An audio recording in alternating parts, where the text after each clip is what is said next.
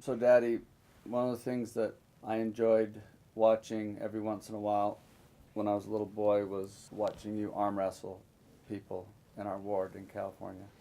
I want to know if you ever arm wrestled any of your brothers. You know, in my prime, I arm wrestled all of my brothers. Well, I can't remember if it's all of them, but I can say all of them now because they're all dead. Nobody can contest it, but I could put them all of them down except Uncle Lawrence. At the time I tried to arm wrestle Uncle Lawrence, he was kind of in the prime of his life, and he worked as a mechanic at Kegley Quarry over in Genola, and he was always turning wrenches and operating with his arms, and he's the only brother that I couldn't put down, and I don't know why. I was successful in arm wrestling, but there's a technique to it. The thing that eventually evolved out of the arm wrestling tradition is that my grandchildren, the boys, when they would get into high school and start lifting weights, they would get to a certain stage in training, and then in order to see if they had arrived, they would come over and want to arm wrestle Grandpa. And the last one to do that was Paul Jr. So we arm wrestled, and it was a great struggle, and I finally put him down. But from that experience, I got tennis elbow, and it lasted over a year. I couldn't reach across the table and pick up the salt shaker. It had to be right here next to me before I could pick it up.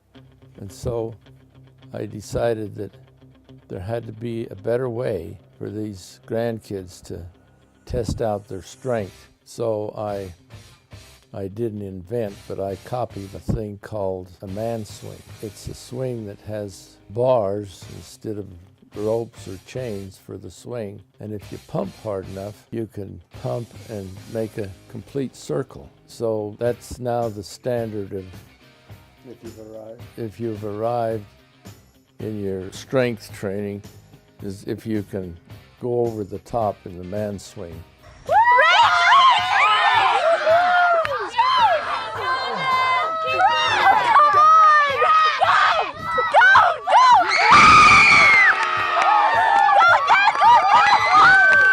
We even go to the point where if a person does go over the top, why we make a little brass plate and put it on the man swing, and it gives the date and the age of the person. So that's been an interesting phenomenon.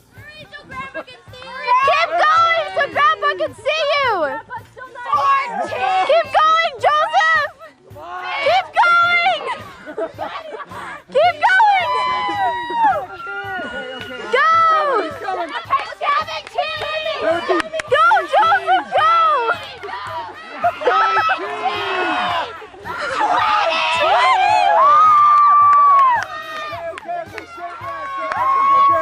You have to make all kinds of adjustments when you get older.